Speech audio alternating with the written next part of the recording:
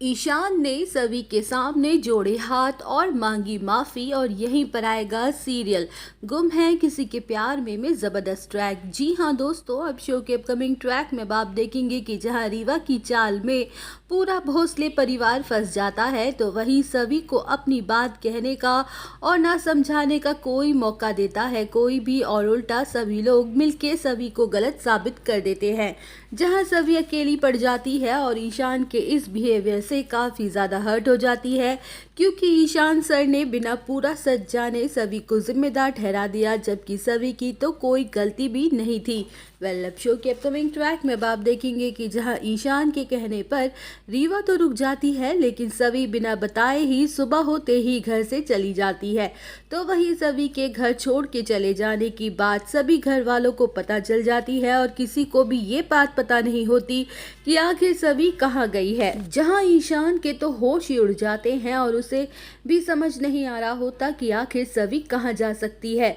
जहां ईशान को अंदर ही अंदर ये डर सता रहा होता है कि कहीं सभी के साथ कुछ गलत ना हो जाए, क्योंकि उसकी जान को खतरा हो सकता है, क्योंकि समरुद्ध भी जेल से भाग चुका है। अब शो के अपकमिंग ट्रैक में आप देखेंगे कि जहां ईशान बिना देर किए सभी को ढूंढने के लिए निकल पड़ता है तो वहीं रीवा भी ईशान के पीछे पीछे निकल जाती है। जहां ईशान को अपनी गलती का एहसास हो रहा होता है कि उसने बिना सभी की बात सुने ही उसे गलत साबित कर दिया, जबकि सभी उसकी जिम्मेदारी है, उसके अलावा इस दुनिया में कोई भी नहीं है। उसकी वजह से सभी ने अपने पूरे परिवार को गंवा दिया, वो सभी के परिवार के मौत का जिम्मेदार है।